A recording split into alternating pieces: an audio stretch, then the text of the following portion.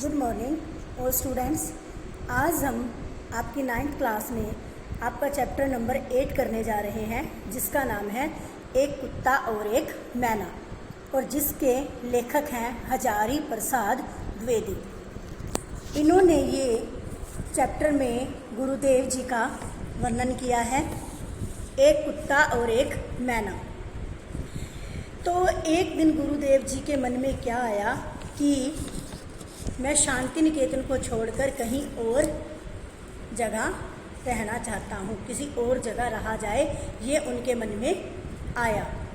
तो तब वे श्री निकेतन के पुराने अपने 3 मंजिली मकान में जाकर रहने लगे। तो उन दिनों आश्रम की छुट्टियाँ थी। एक दिन लेखक ने क्या सोचा कि मैं भी सहपरिवार यानी कि अपने पूरे परिवार को लेकर गुरुदेव जी से मिलने जाऊं। तो लेखक अपने सारे परिवार के साथ गुरुदेव जी को मिलने के लिए श्री निकेतन में चले गए। जब वे वहां पहुंचे तो गुरु जी बाहर बैठे छिपते हुए सूरज को देख रहे थे और मुस्कुरा रहे थे। तो वे सभी जाकर गुरुदेव जी से मिले। गुरुदेव जी ने बच्चों से हाल चाल पूछा, बच्चों से बात की। ठीक उसके बाद वे फिर चुप हो गए। तो तभी गुरुदेव जी के पास एक कुत्ता आकर खड़ा हो गया। वो अपनी पूंछ हिला रहा था और गुरुदेव जी को देख रहा था। गुरुदेव जी ने उसकी पीठ पर हाथ फेरा और ऐसे लगा जैसे कुत्ता किसी आनंद में खो गया है और उसे किसी आनंद की अनुभूति हो रही है। तब गुरुदेव जी बोले कि ये तो मूक है, मैंने इसे बताया भी नहीं, फिर भी ये मेरे पास पहुंच जाता है। तो गुरुदेव जी रविंद्रनाथ टैगोर ने ये कहा कि आज के समय में मनुष्य की भाषा नहीं समझ सकता, और ये एक जानवर यानी कि कुत्ता होकर मेरे पीछे कहीं भी चला आता है, मैं जहाँ भी रहूँ इसे पता चल जाता है। तो एक दिन लेखक कहता है कि मैं और मेरा मित्र जो कि अध्यापक था, हम दोनों गुरुदेव जी से मिलने गए। गुरुदेव जी के साथ बगीचे में वो टहल रहे थे, हम भी उनके साथ सुबह सुबह उठकर टहलने लगे। तो तभी गुरुदेव जी टहल रहे थे तो वे फूल पत्तों को देख रहे थे। फूल पत्तों को देख कर वो बहुत खुश हो रहे थे कि ये फूल कैसे खिल रहे हैं। तो तभी उनका ध्यान गया, उन्होंने कहा कि सारे के सारे कौवे कहाँ गए।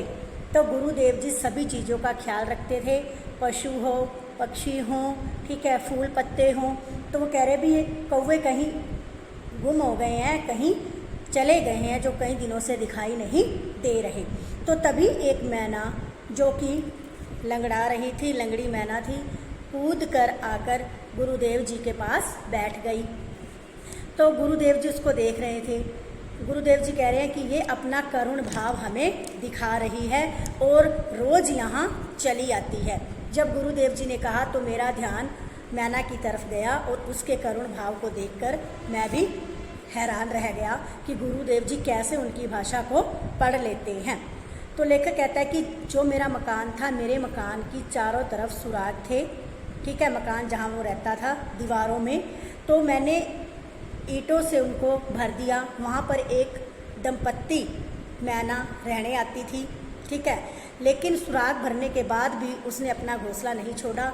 वो रोज़ जाएं और तिनके चुपकर वापस वहीं आ जाएं। तो जब मुझे गुरुदेव जी की वो बात याद आती थी तो मैं उनको देखकर, मैना को देखकर, जो मेरे घर रहने आते थे दंपत्ति दोनों, उनको देखकर मैं भी खुश होता था कि चलो ये यहाँ रोज़ आते तो हैं। तो गुरुदेव जी ने जो मैना लंगड़ी थी उसके ऊपर एक कविता भी लिखी थी, ठीक है।